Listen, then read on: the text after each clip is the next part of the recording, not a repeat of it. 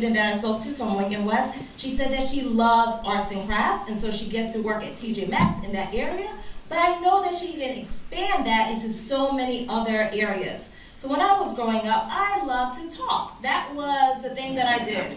I was always in the corner because my teacher was like, Michelle, this is not the time to talk. And so I was always in trouble. But my teacher said, Michelle, let's really harness that type of work into something that is powerful. And so she said there's two careers that you can do. You can either become a lawyer because you get to sit there and talk all the time defending a client, or you can become a teacher and really think about using your words to inspire. And so I was contemplating on a couple of them, and I did like to wear suits, so I was like, oh, I think I'm going to go into the law firm. And then I actually realized I love children, and that I loved the way to interact with kids, talk to them, inspire them, work on that, and so I transitioned into education.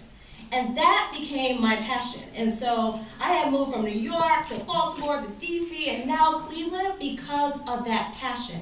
So I say to you, so even though in the beginning my talking too much caused me to be in trouble, it forced me to have a passion, and an adult, and hopefully your career coaches are doing this, helped me to harness that into something that has led me in 37 years to be a chief academic officer where I never thought I would be.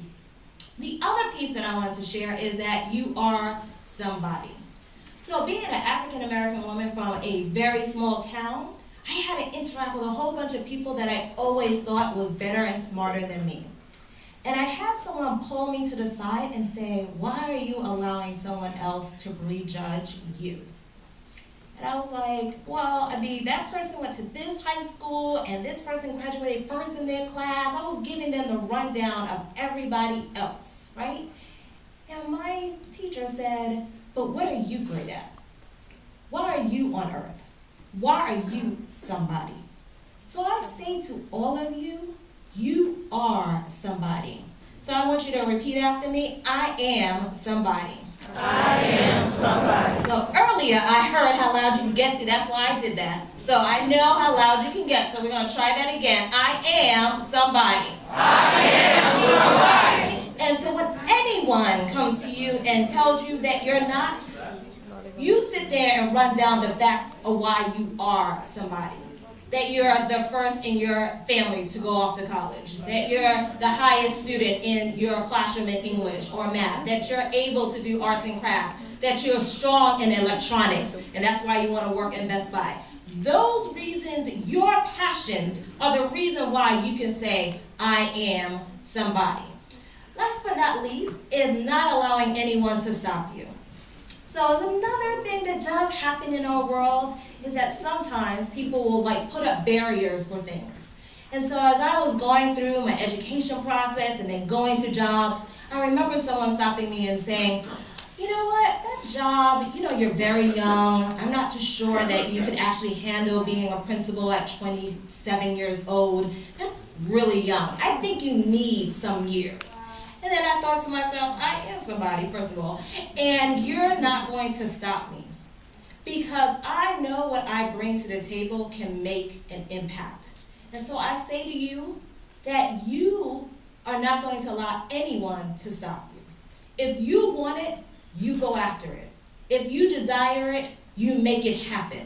If you want it the most, you will get it.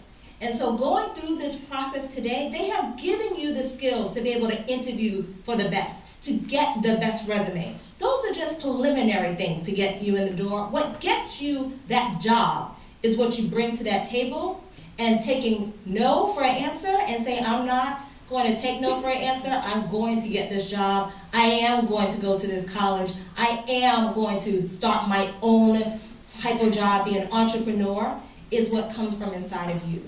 So as I close, I will turn to a great philosopher, and that's Pharrell Williams. And as we heard the song earlier,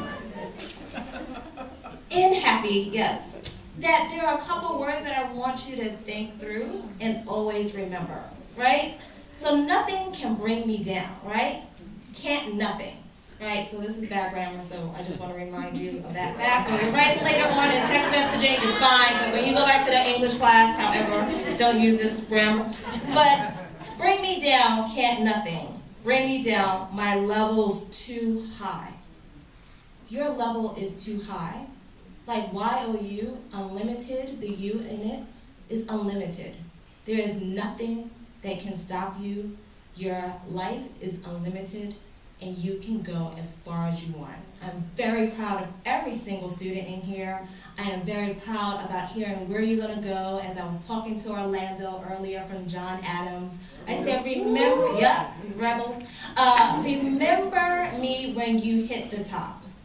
Every single one of you can hit the top. So thank you again.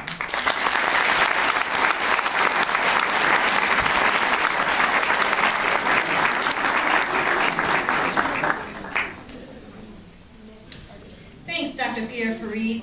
It has been an honor to work with you, and your comments are perfect to the introduction of our award ceremony. These awards are going to be presented by our board president, Brian Broppin, and our president of YOU, Carol Rifshin.